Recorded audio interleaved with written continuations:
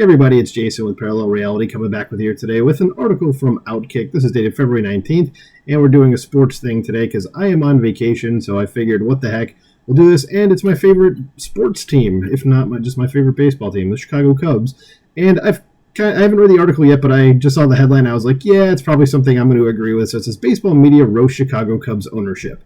Seems like we have this problem rather continuously on the north side with our baseball teams, is that our owners seem to just not want to spend money, even though they are sitting on an actual gold mine. But let's get into this. It says the Chicago Cubs won the World Series in 2016, and for the most part have been content to print money ever since. While the Dodgers, Mets, and Yankees invest heavily in their on-field product, Cubs ownership have turned the franchise into a profit center first and competitive enterprise second. People are finally noticing. Oh yeah, we've definitely noticed. It says, while Chicago did sign Dansby Swanson for their most part, their investments have been in the short term or in the moderate pricing tier. Cody Bellinger was in town for 2 seasons before being traded to New York. That would be the Yankees. It says Seiya Suzuki, Shota Imanaga, Jameson Taillon. I think that's how you pronounce the last name. It's not Talon, but it's Taillon, I think. I think it's Cajun, like Cajun Man from Saturday Night Live. Anyway, the Cubs find themselves in one of baseball's weakest divisions in a top 3 market and with a historic ballpark that routinely sells out, especially with a competitive team. They also entered the offseason with a desperate need for a third baseman. Enter top free agent Alex Bregman, right? And that's where I thought it was going. And they didn't sign him, but we still need a third baseman. We still don't have one. And I know a lot of people are hyped up about Matt Shaw, who is the top prospect in the organization coming up, but it's like, can you really rely on a rookie to just go out there and kick some ass right away, like Chris Bryant or something? The answer is probably not. So we still need a third baseman, and spring training just started today as I'm recording this. So it says, except Bregman wound up with the Boston Red Sox, who already had Rafael Devers at third base. So what went wrong? The Cubs, as usual, went cheap. And here is the owner of the Cubs, Tom Ricketts. So it says, Cubs never made competitive offer to Alex Bregman. So that's always fun to learn. I did not know that. I thought we'll see what the offer is. Maybe it'll say. It says, Cubs owner Tom Ricketts has yet to speak to the media about his bizarre lack of spending, but several reporters with knowledge of the situation said he and the front office never made a competitive offer to Bregman, despite him being a perfect fit. Yeah, I mean, when it's like, here's an excellent third baseman, and oh, you need a third baseman, you think you'd want to sign the guy, and there's like, nah. Says nothing about the Cubs' offer to Alex Bregman could have given them a legitimate shot at landing a player who would have been a perfect fit. It was if the Cubs wanted Bregman to play for less money and the privilege of being a part of their organization, said ESPN's Buster Olney. But it's hard to see that being appealing enough to convince someone like Bregman, who has played in the postseason every year of his career and aims to continue that tradition. Despite the fact that the Cubs are playing in baseball's land of opportunity, the incredibly weak NL Central, they've given no indication that winning is actually a priority. Making money seems to be the modus operandi.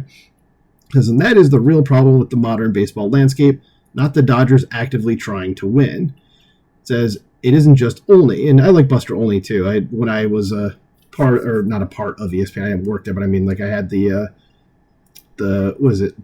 Insider when they had that. So yeah, I like Buster's stuff. It says it wasn't just Olney. It says the Atlantic's Sahadev Sharma, I don't know who that is, and Patrick Mooney is also.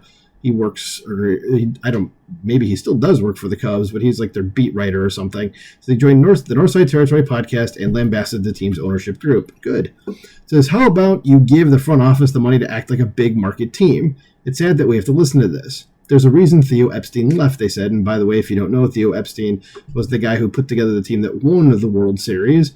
So, yeah. Says there's a reason why they weren't adding after they added Yu Darvish, and suddenly they're just not this big market team that can go and spend and act like the Chicago Cubs.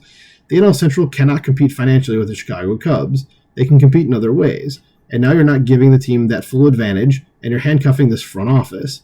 And thankfully, I feel like I'm seeing some people more and more talk about how this is mostly on ownership. Act like a big market team. Stop with this nonsense. It's a joke. And I'm sorry, I got distracted by this picture of Madison Bumgarner on the top 20 greatest pitchers of all time, ranked in order. I know it's just one of those ad things, but no, he's not in the top 20. So that's nonsense. Anyway, it says Ken Rosenthal on the Foul Territory shows that for the Cubs, the answer to if not now, when appears to be never. Oof. The Cubs reportedly made the 4th highest offer behind even the Detroit Tigers. So they enter the season with a third base depth chart of Vidal Brujan and John Birdie, the Chicago Cubs. I don't even know who those people are. As this is what happens when teams care about financial flexibility and profit over on-field quality. They have Kyle Tucker for one season. They're built to compete now. And instead, they're crying poor over signing good players. Doesn't get much worse. Yep, that's what we have to deal with on this side. I mean, the 2016 team wasn't built through like major free agent acquisitions. It was built through like prospects essentially, and I mean plugging in people where they need to. I mean, they got John Lester to pitch, and the pitching is really where they picked up like the free agents, but nothing that was like a massive signing. Like Bregman would have been like, yeah, a huge deal, but you know. I think there's still actually the sporting. It wasn't the Sporting News. Maybe it was whichever preview magazine I got for the baseball season. It actually has the Cubs winning the division, and I'm kind of one of those things like I'll believe it when I see it, sort of things. But maybe they will. But yeah, you guys still need a third baseman. I know they signed Justin Turner, but he doesn't really play the field very much anymore. Dude's also 40 years old, so. You know, that's not really a stopgap. And Justin Turner, this would have been a great signing, like, you know, a decade ago. And I still like the guy as a player. But again, he's well past his prime. But again, we need a third baseman. Find someone. Anyway, hopefully the season brings some surprises in a good way.